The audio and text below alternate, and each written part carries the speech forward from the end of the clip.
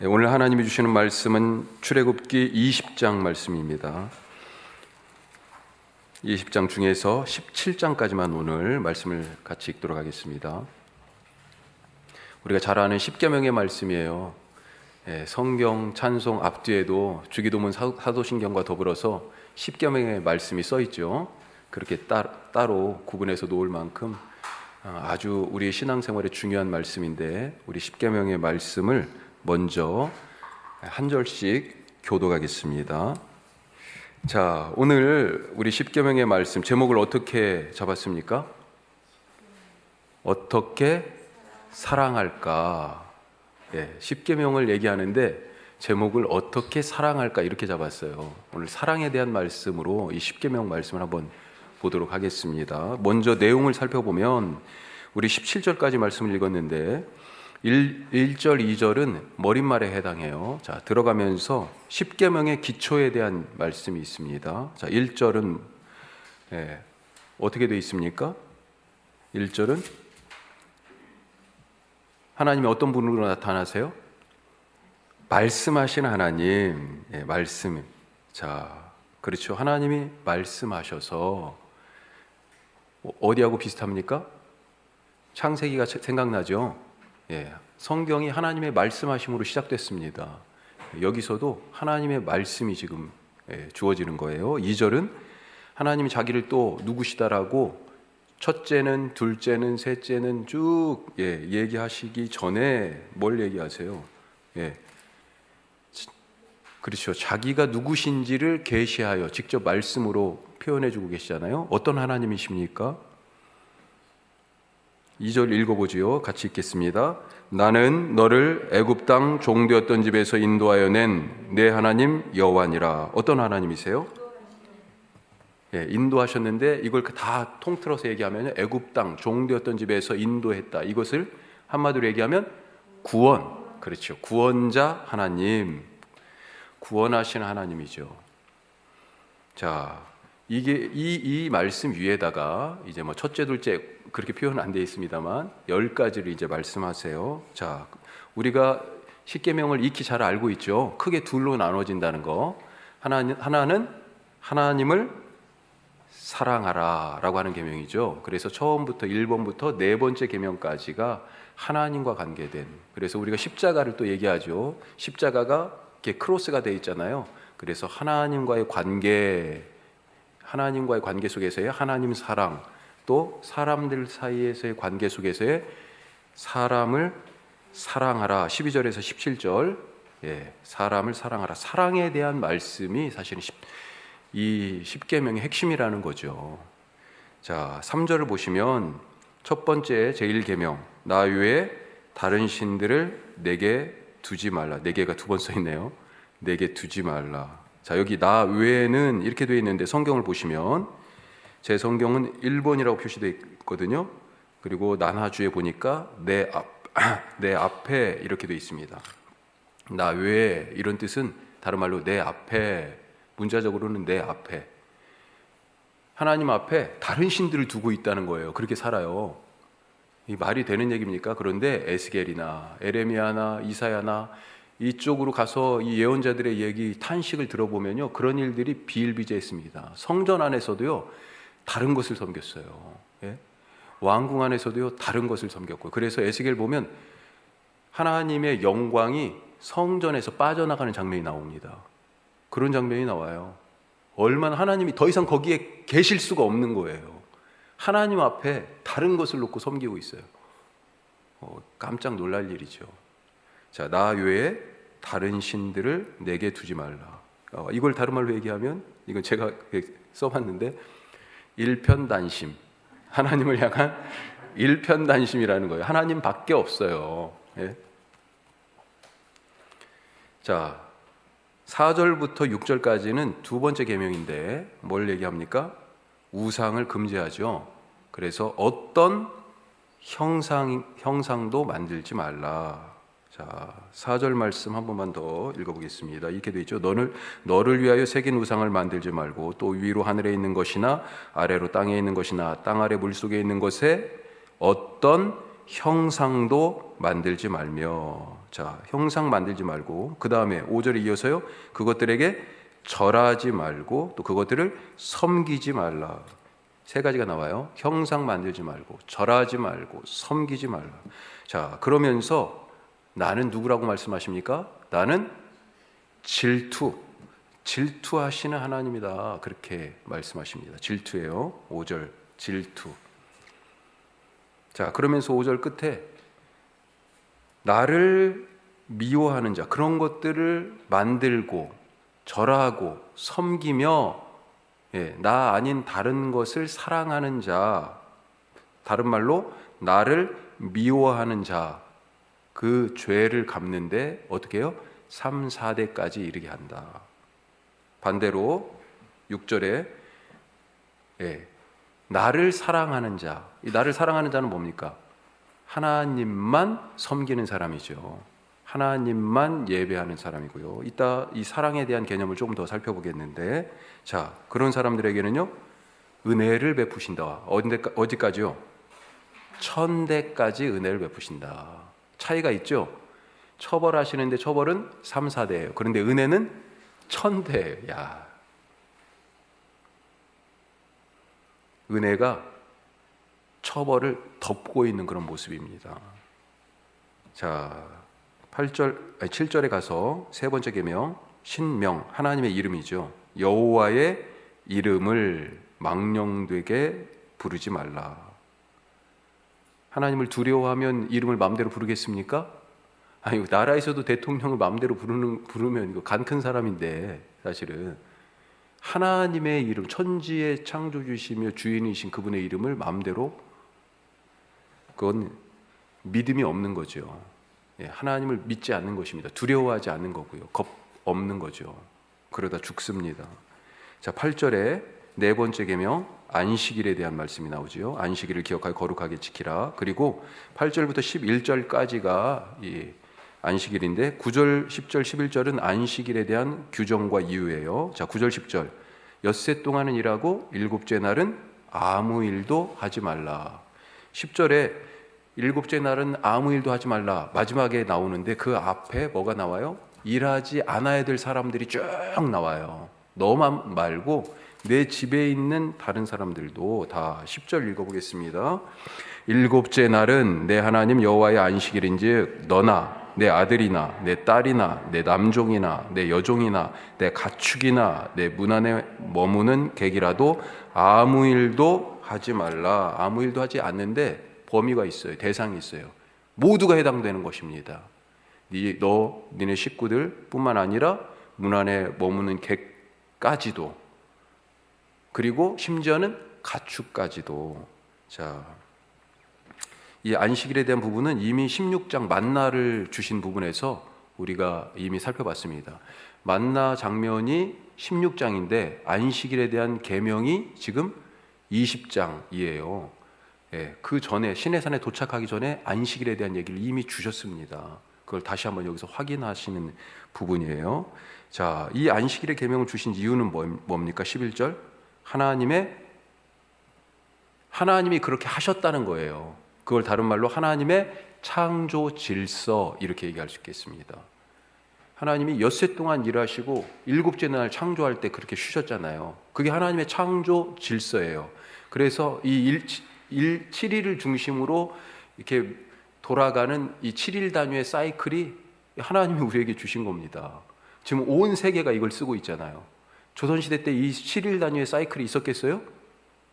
없었죠. 그런데 지금 온 세계가 이 7일 단위의 사이클을 쓰고 있는 거잖아요.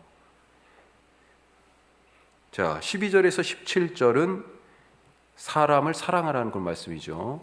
오늘은 이 부분은 다루지 않겠습니다. 그래서 12절 한 절씩 쭉 보시면 12절은 부모 공경, 그리고 13절은 살인, 14절은 간음을 다른 말로 거짓 사랑, 이렇게 표현할 수 있지 않을까요? 이걸 전부 다 지금 사랑이라는 키워드로 이 계명들을 지금 볼 수 있어요. 도둑질, 이것도요. 거짓 증거, 진실을 말하라는 거죠. 진실을. 그 다음에 마지막 17절에서는 내 이웃의 집을 탐내지 말라, 이렇게 시작하면서 내 이웃의 집, 안에 속해 있는 내 이웃의 아내나 남종이나 여종이나 소나 낙이나 무릇 내 이웃의 소유를 탐내지 말라. 그래, 탐심에 대한 말씀이에요. 그런데 우리 여성 성도님들 좀 열받을 수도 있는데 그 소유의 지금 1번이 뭐예요? 내 아내나 이렇게 돼 있어요. 이게 사실은 그래서 당시의 가부장적 문화라고 하는 그 렌즈로 이 성경이 쓰여진 부분들이 그런 부분들이 있다. 이건 남성과 여성에 대한 그 아내를 남편의 소유물로 당시에 보고 있던 그런 문화적 렌즈 때문에 그런 거예요. 이걸 지금 그대로 적용한다라고 그러면 성경 말씀이 사실은 근본적으로 위배되는 거죠. 자, 오늘 이런 내용을 가지고 우리가 조금 더 이제 그 의미를 살펴보도록 하겠습니다. 첫 번째, 십계명의 기초. 무엇이 먼저일까요? 물론 사랑 맞습니다. 자, 무엇이 먼저일까요? 2절 말씀 한번 보죠. 같이 읽습니다. 나는 너를 애굽 땅 종되었던 집에서 인도하여 낸 내 하나님 여호와니라. 그러시면서 3절부터 말씀을 주신 거예요. 내가 누구다라고. 그런데 하나님이 자기를 구원자로 밝히시잖아요. 율법이 먼저가 아니라 구원하신 은혜가 먼저였다는 것입니다. 첫째는, 둘째는, 셋째는 이렇게 말씀하시기 전에 이대로 살아야 돼. 이걸 우리가 율법이라고 하죠. 이 율법이 먼저가 아니라 먼저가 뭐였어요? 은혜가 먼저였다는 거예요. 그러니까 율법은 뭘로 지켜야 되는 거예요? 의무가 아니고 뭘로 지켜요?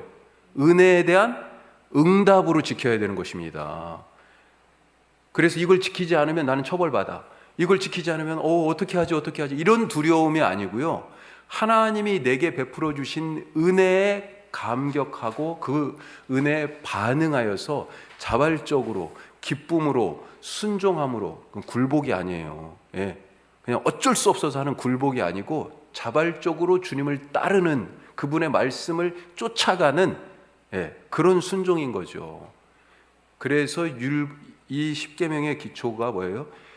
율법이 먼저가 아니라, 의무가 먼저가 아니라 은혜다. 은혜 없이 신앙생활하면 어떻게 되겠습니까? 은혜 없이 신앙생활하면요, 성경에 은혜 없이 종교 생활을 하던 많은 사람들을 등장하지 않습니까? 특별히 예수님하고 많이 부딪혔잖아요. 이 십계명의 말씀은 출애굽이라는 구원 사건 이후에 벌어진 것입니다. 이 구원의 은혜 이후에 이 십계명의 말씀이 주어진 거예요. 구원이 율법보다 먼저 은혜로 주어졌음을 잊지 마시기 바랍니다. 따라서 율법을 지키는 기초는 하나님의 구원을 아는 데 있어요. 내 신앙생활이 메말라 간다라고 한다면 뭘 점검해 봐야 돼요? 내가 하나님의 은혜를 지금도 경험하고 있는가? 은혜를 알지 못하고 율법만 알면 율법의 참 뜻은 없어지고 껍데기뿐인 종교 행위만 남잖아요. 그래서 그 대표적인 사람들이 바리새인 아니었습니까? 자, 이 사람들이 썼던 무기가 뭐예요? 말씀을 무기로 썼잖아요. 말씀을 가가지고 너 말씀 딱 들이밀고요, 이쪽에 가서 야 말씀이 이렇게 돼 있는데 말씀 들이미는데 생명의 말씀으로 어떻게 했어요? 사람을 죽였어요. 치유의 말씀을 가지고 사람들을 아프게 하고 상처를 냈어요. 왜요? 은혜가 없이 율법만 들고 다니니까. 사랑의 말씀으로 예수님을 미워했잖아요. 사람을 미워해요. 아니, 사랑의 말씀을 들고 죄에서 해방하신 말씀이잖아요. 그런데 이 해방의 말씀을 들고 가서 어떻게 합니까? 죄로 사람을 올감해. 이걸 다른 말로 정죄라고 얘기하죠. 정죄하는 거예요. 아니, 말씀이 그런 말씀이었어요? 은혜 없이 살아가니까 이렇게 되는 것입니다. 이 십계명의 핵심은 이걸 자구적으로 문자적으로 이것을 넘어서 그 바탕이 무엇인지를 그래서 알아야 된다. 은혜가 먼저입니다. 자, 두 번째로 십계명의 기초. 아까 답을 말씀하셨는데 무엇이 바탕이 되어야 됩니까? 사랑입니다. 사랑. 자, 창세기의 첫 번째 창조, 뭘로 창조하셨어요? 말씀으로. 무엇을? 세상 모든 것을, 세상을 말씀으로 창조하셨어요. 자, 그건 창세기에서, 자, 지금 출애굽기잖아요. 지금 신의 산 위에서 하나님이 구름 속에 번개와 천둥과 엄청나게, 그래서 막 큰 소리로 지금 임재하셨어요. 사람들은 어때요? 경계선을 딱 쳐놨어요. 여기 경계선 넘어오면 안 돼요. 자, 이 신의 산 산자락에 있습니다. 여기서 지금 하나님하고 백성들하고 만나서 하나님이 지금 말씀하시는 거예요. 이 출애굽기, 이 신의 산에서 하나님이 뭐 한다고요? 말씀하세요. 그런데 말씀에는 무슨 능력이 있어요? 창조의 능력이 있어. 창세기 보니까. 자, 여기서 하나님이 똑같이 말씀으로 창조하시는데, 이 신의 산은 자락에서 이 사람들을 뭘로 창조하시는 거예요? 창세기에서는 말씀으로 세상 모든 것을 창조하셨는데, 지금 이 신의 산 자락에서 하나님이 말씀으로 이 사람들, 어떤 사람들이었어요? 애굽 땅, 거기서 종되었던 사람들을 뭘로 만들어요? 하나님의 백성으로 창조하시는 것입니다. 또 창조 사건이 일어나는 거예요, 이게. 그걸 좀 더 구체적으로 뭐라고 얘기해요? 이 백성을 제사장 나라, 거룩한 백성으로, 이 종살이 하던 볼품없던 사람들, 힘없던 사람들, 무시당하던 사람들을, 지푸라기와 같던 그런 사람들을 하나님이 새롭게 창조하시는 거예요, 말씀으로.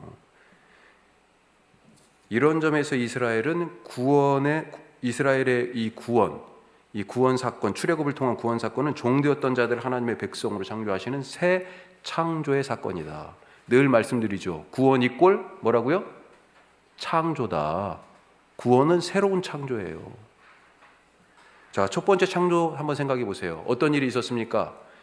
첫째 날부터 여섯째 날까지 쭉 있었지만, 이걸 한마디로 정리하면, 조금 뭉뚱그려서 한마디로 정리하면 혼돈과 질서를 분리하시는 거였어요.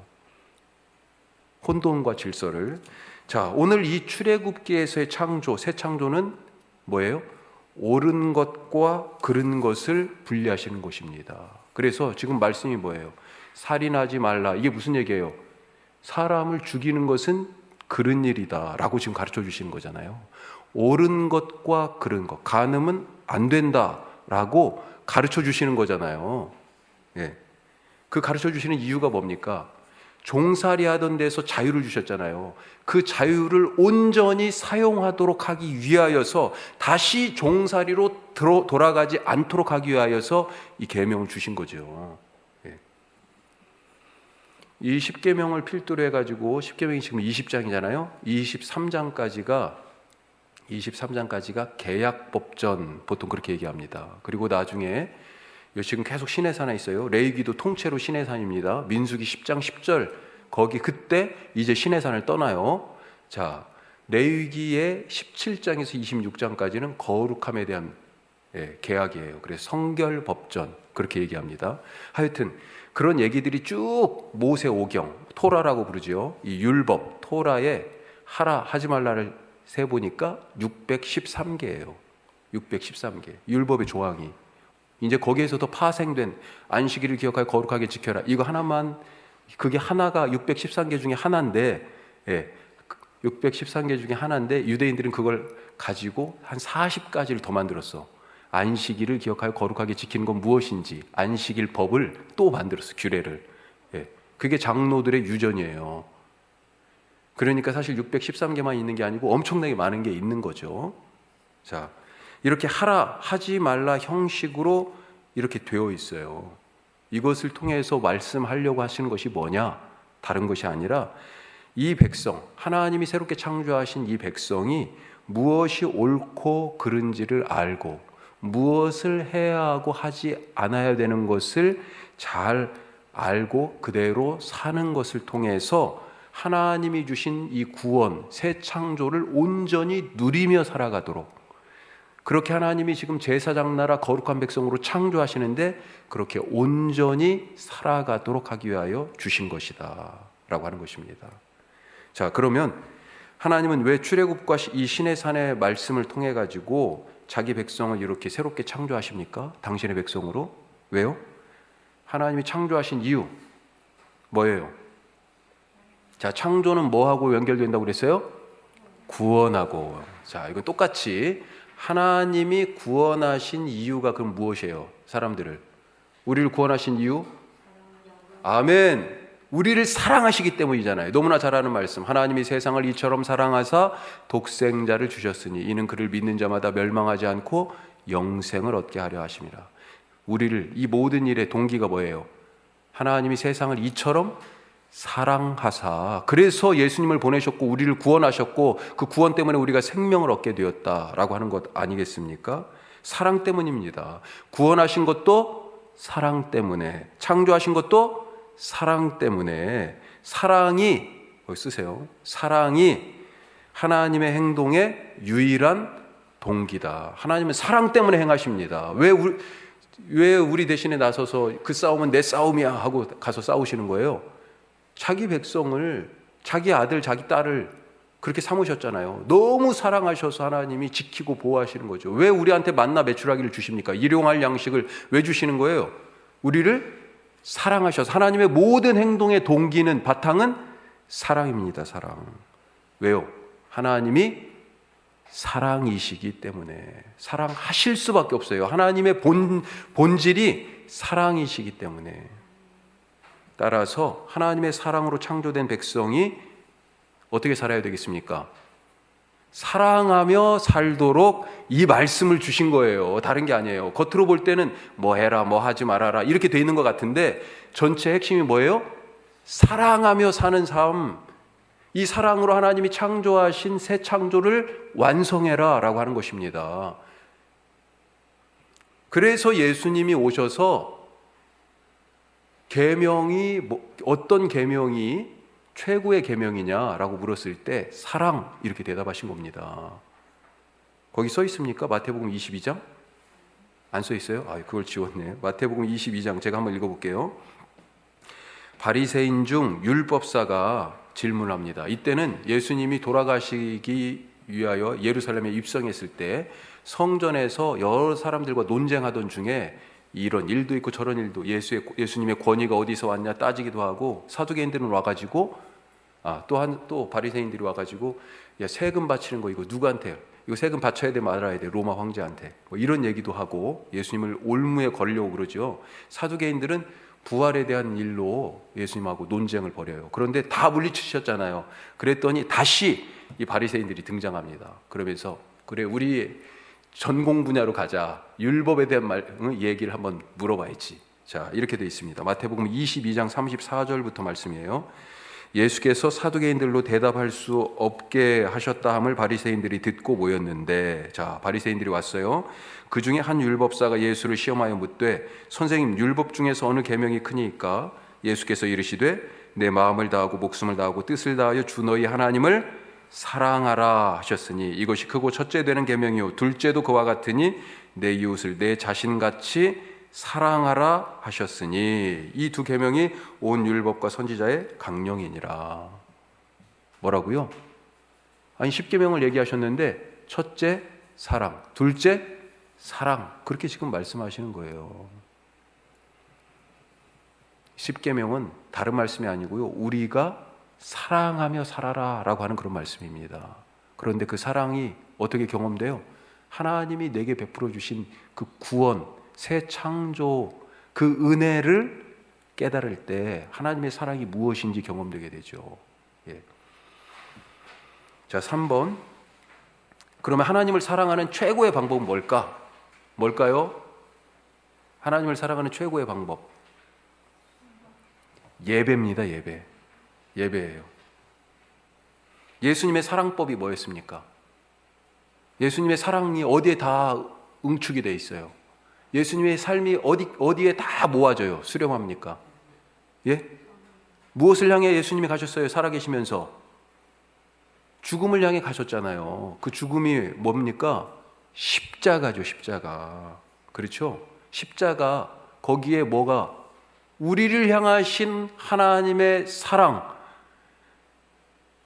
그 사랑이 예수님의 십자가를 통해 드러났는데, 다른 말로 예수님이 하나님 아버지를 얼마만큼 사랑하는지 그것이 십자가에 나타났고요. 또 예수님이 우리 위해 죽으신 거잖아요.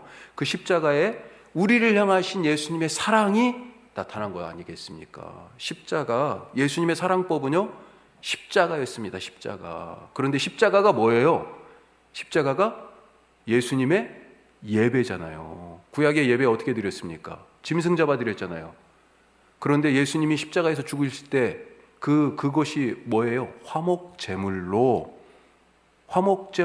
십자가에서 죽으신 거잖아요. 또 요한은 뭐라고 그랬어요? 예수님을 보고 세상 모든 죄를 지고 가는 하나님의 어린 양, 속죄의 제물로 십자가에서 죽으신 거예요. 아니, 제물이 되어서 죽었어요. 짐승이 제물이 되어서 번제단에서 지금 죽어서 번제단에서 불타고 있어요. 예.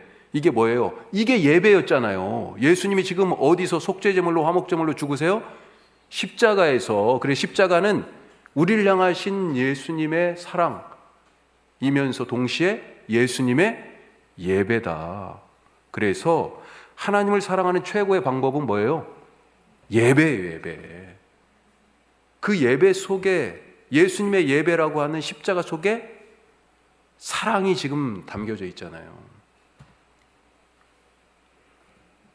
그래서 예배에 실패하면 인생을 실패하는 거다, 이렇게 얘기하는 것입니다. 그냥 막 지어낸 말이 아니에요. 예배를 실패하면 그래서 인생을 실패할 수밖에 없어요. 예배를 제대로 드리지 못할 때 누군가를 제대로 사랑할 수 없는 것입니다. 뒤집어서 누군가를 미워하는 사람의 예배는 하나님을 예배하지 않는 거예요. 그래서 예수님이 뭐라고 그랬어요? 예물을 드리기 전에 먼저 화해하고 하라. 사랑을 회복하고 하라. 자, 네 번째. 자, 그러면 하나님을 사랑하는 것은 또 무엇일까? 오늘 말씀에 나와 있어요. 하나님을 사랑하는 삶에서의 실천적인 모습은 어떤 것일까? 하나님을 사랑하는 것은 뭘 지켜요? 그렇죠. 계명을 지키는 것이다. 말씀을 지키는 것이다. 계명. 6절 말씀. 자, 같이 읽습니다. 나를 사랑하고 내 계명을 지키는 자에게는 천대까지 은혜를 베푸느니라. 그 앞에 5절 말씀에 뭐가 있어요? 나를 미워하고 내 말대로 안 하고 다른 것들을 우상을 만들고 그것들에게 절하고 그것들을 섬기는 것, 이거 그 하나님의 말씀을 계명을 지키지 않는 거잖아요. 하지 말라고 그랬는데 그건 나를 미워하는 거라고 그랬습니다. 그런데 나를 사랑하고 내 계명을 지키는 자, 하나님을 사랑하는 것을 뭐라고 표현했어요? 내 계명을 지키는 것이라고 표현했어요. 예수님도 똑같은 말씀하셨습니다. 자, 요한복음 14장 15절 거기 써 있죠? 예, 같이 읽어요. 너희가 나를 사랑하면 나의 계명을 지키리라. 굵은 글씨로 되어 있습니까? 계명? 이걸 지금 밑줄로 했어야 되는데 표시해놓고 밑줄을 안 했어요. 동그라미 쳐주세요. 나를 사랑하는 것이 뭐라고요? 내 계명을 지키는 거라고 예수님이 분명히 말씀하시잖아요. 또 요한 1서, 요한이 쓴 편지에서 요한 1서 5장 3절 하나님을 사랑하는 것은 이것이니 우리가 그의 계명들을 지키는 것이라. 그의 계명들은 무거운 것이 아니로다. 자, 계명을 지키는 자가 그분을 사랑하는 거라고 그랬어요. 그럼 그 계명이 무엇일까? 뭐예요?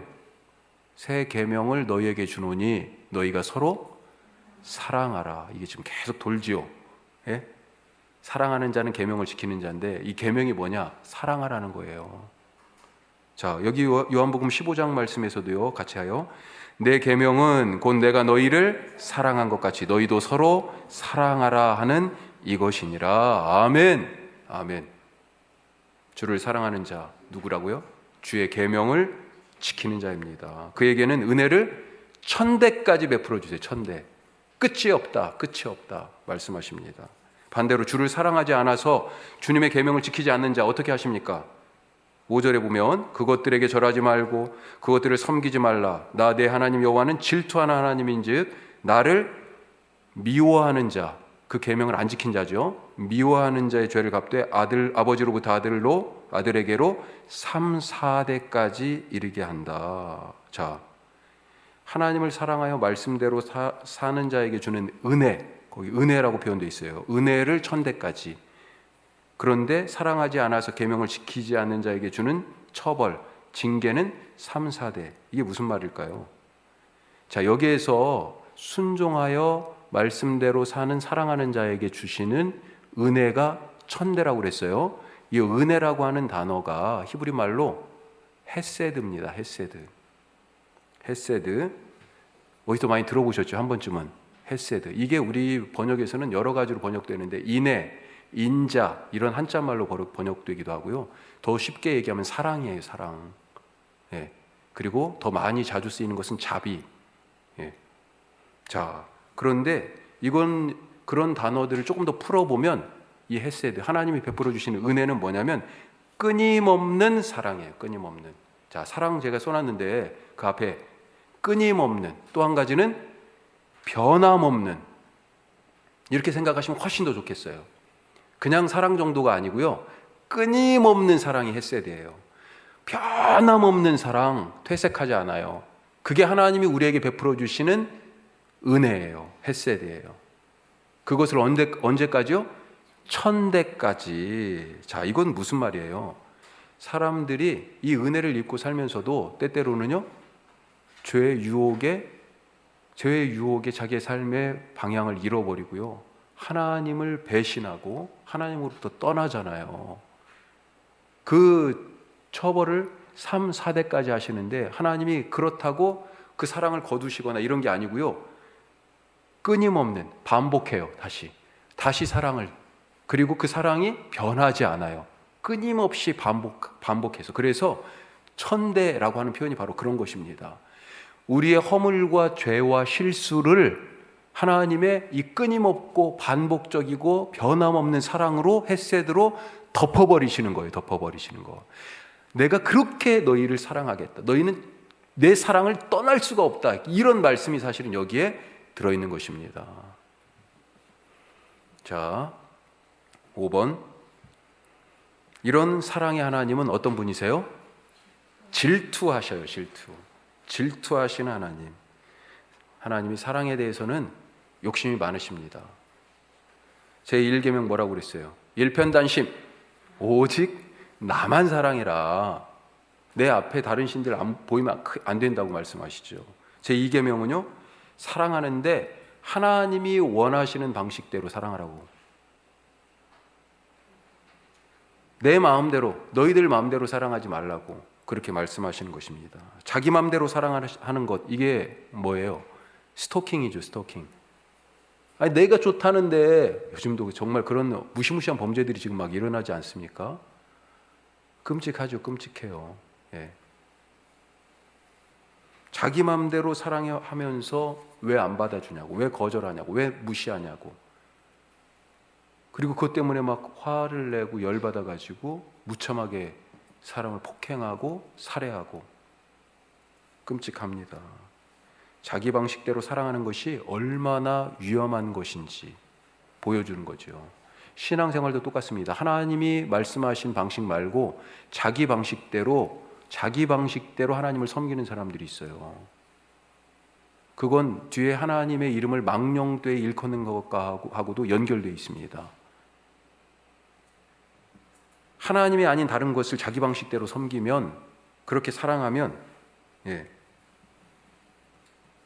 하나님께서 질투하신다, 그렇게 되어 있습니다. 자, 이 질투의 하나님, 나중에 이 사람들이 진짜로 이런 일을 행하죠. 금송아지 만들잖아요. 출애굽기 34장 말씀 거기 있습니까? 같이 읽습니다. 너는 다른 신에게 절하지 말라. 여호와는 질투라 이름하는 질투의 하나님이니라. 우리가 질투 생각할 때 과거 유교 사회에서는 특별히 여성들에게 칠거지약 그래가지고요, 그 중에 7가지 가져서는 안 되는 악한 품성이 있는데 그 중에 하나가 질투다. 그렇게 표현했던, 어떻게 보면 이 질투라는 말 자체가 좀 부정적인 어감이 있죠. 자, 그런데 왜 하나님은 자기를 질투의 하나님이라고 얘기하십니까? 하나님의 구원과 이스라엘의 배반이라고 하는 그런 배경이 있습니다. 다른 말로 얘기하면 하나님의 구원, 사랑이죠. 하나님의 사랑에 대하여서 이스라엘이 배반해요. 이 사랑을 배반하는 게 뭡니까? 음행이죠. 영적 타락이죠.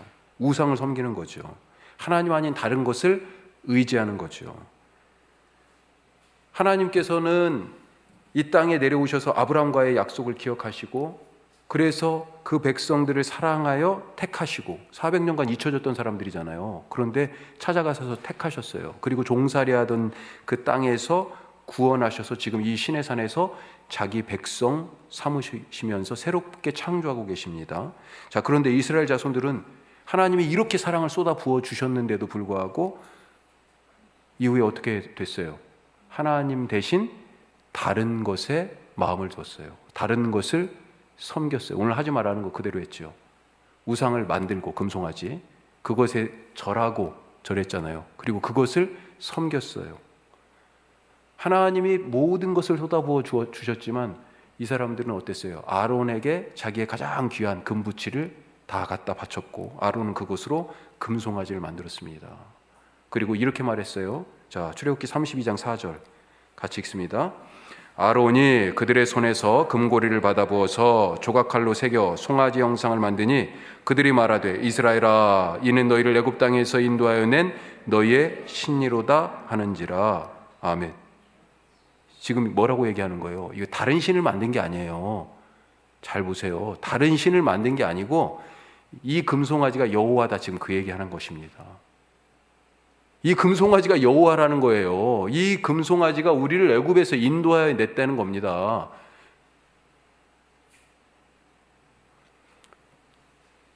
하나님이 원하지 않는 방식으로 지금 예배드리고 있는 거예요. 하나님이 원하지 않는 방식으로 자기들 마음대로 사랑하고 있는 것입니다.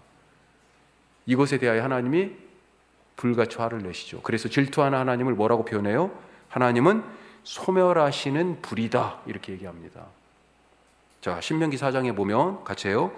내 하나님 여호와는 소멸하는 불이시오 질투하시는 하나님이시니라. 잘못된 사랑 불타버립니다. 예. 자, 마지막 6번. 하나님을 사랑하면 그분의 이름을 두려워합니다. 두려워해요. 자, 유대교 전통에서는 하나님의 이름에 대하여 어떤 풍습이 있었다고, 관습이 있었다고 알고 있습니까? 성경에서 성경을 서기관들이 쓰다가 하나님 이름이 나오면 나가서 뭐 손을 씻고 왔다든지 뭐 그런 얘기 들었잖아요. 성경을 읽을 때도 하나님의 이름, 거기 지금 써 있어요. 하나님의 이름, 그 밑에 영어로는 YHWH, 히브리 말도 썼는데 이거는 정확한 발음을 그래서 몰라요. 모음이 원래 히브리 그 문자에는 안 찍혀 있어요. 자음만 있어요. 기역, 니은, 디귿, 리을만. 그러니까 어떻게 아야어여를 붙여야 될지를 몰라. 그래서 추정하건대 우리가 지금 개역성경에 많이 쓰는 여호와라고 그렇게 모음을 붙여가지고 그렇게 부르거나, 아니면 대부분의 많은 학자들은 그거보다는 이제 야훼 이렇게 불러요. 그런데 몰라. 뭔가 정확한지는 몰라. 이 YHWH, 이 히브리 네 단어가 나오면 사람들이 뭐라고 읽고 넘어갔냐면 하셴, 거기 그 이름이라고 돼 있죠. 또 아도나이, 나의 주님, 이런 식으로 읽고 넘어갔지, 하나님의 이름을 그게 정확하게 여호와인지 야훼인지 모르겠지만 하여튼 그 이름을 부르지는 않았다는 거예요. 예. 그 앞에 하나님의 이름이라고 돼 있죠. 이건 엘로힘이라는 얘기입니다. 이건 그냥 갓이에요. 영어로 얘기하면 갓. 예. 신의 이름이 뭐예요? 이스라엘의 신의 이름이 몰라요. 하여튼 이 자음 4개예요. 히브리어 자음 4개. 그 이름 혹은 나의 주, 이렇게 이제 불렀다는 겁니다. 자, 왜 이렇게 유대인들이 이런 전통을 가졌어요? 하나님을 사랑하면서 그 이름을 함부로 부르고 싶지 않았던 거예요. 그런데 이런 얘기가 좀 불편하실 수 있는 분이 계실지 모르겠는데, 우리나라에도 지난 몇 년 동안에 전국적으로 유명한 목회자가 있잖아요. 하나님의 이름을 공개적으로 아무렇게나 마음대로 부르는. 하나님 꼼짝 마. 제가 찾아봤어요. 다시 정확한 워딩을. 내가 이렇게 하나님하고 친하단 말이에요. 친해. 나는 하나님의 보좌를 딱 잡고 산단 말이야. 하나님 나한테 까불면 그런 얘기까지 했잖아요. 지금 하나님이 대한민국을 내 손에다가 갖다 놨어, 이렇게 얘기했어요. 하나님의 이름을 망령되이 일컫는 거예요. 루터는 이것을 오용 혹은 남용이라고 얘기했습니다. 자기의 이익, 자기의 목적을 위하여 하나님의 이름을 갖다가 쓰는 것. 영어 NIV에서는 번역을 이것을 망령되이를 misuse, 오용으로 썼어요. misuse. 자, 하나님의 이름을 루터가 이렇게 얘기했습니다. 하나님의 이름을 미신적으로 부르거나 저주하고 맹세하고 거짓말하거나 속이는 데 사용하지 말고 하나님의 이름을 어디에 댔어요? 기도하고 찬양하고 감사하는 데 사용함으로써 하나님을 경외하고 사랑해야 한다. 그런데 하나님의 이름을 뭐 하는 데 써요? 미신적으로. 자꾸 하나님의 이름을 부르면서 내 뭔가 욕심을 채우기 위해 그거 주세요, 그거 주세요, 그거 주세요. 심지어는 그렇게 기도하면 받아요 라고까지 얘기하는 모든 것이 하나님의 이름을 망령되이 일컫는 경우에 해당할 수 있다는 거예요. 그 거리에서 하나님 꼼짝마, 하나님 까불면 나한테 죽어, 이 사람은 뭡니까? 이거는요, 하나님의 이름을 위해서 자기의 정치적인 목적, 그걸 달성하려고 하는 사람이잖아요. 예, 하나님의 이름을 오용하고 남용하고 망령되이 일컫는 것입니다. 자, 그 사람을 어떻게 한다고 돼 있어요? 7절 같이 한번 읽습니다. 너는 내 하나님 여호와의 이름을 망령되게 부르지 말라. 여호와는 그의 이름을 망령되게 부르는 자를 죄 없다 하지 아니하리라. 아멘. 다투는 교회 있잖아요. 다투는 교회. 서로 뭐라고 얘기해요? 하나님의 뜻을 얘기합니다. 하나님의 이름을 놓고 내가 정당하다고 얘기해요. 이거 조심해야 되는 거예요. 이거 하나님의 이름을 들먹거려가면서 자기의 목적, 자기의 뜻을 관철시키려고 하는 그런 마음이 베이스에, 바탕에 있는 경우들이 있어요. 이거 하나님의 이름을 망령되이 일컫는 거예요. 그런 자에게 내가 죄 없다 하지 아니하리라 말씀하십니다. 자, 오늘 여기까지 하도록 하겠습니다. 오늘 이 말씀 잘 기억하십시다. 우리가 사실은 한 절 한 절 계명 하나하나를 더 자세하게 할 수 있겠습니다. 그러고 나중에 우리 10계명 강해를 따로 한번 하고요. 오늘은 이 정도로. 좀 아쉽죠? 더 하고 싶죠? 오늘 이 정도로 마치도록 하겠습니다. 우리 같이 함께 기도하는데요. 말씀과 나라를 위하여 그리고 한국교회를 위하여 크게 세 가지로 우리 같이 함께 잠시 기도하겠습니다. 기도합니다.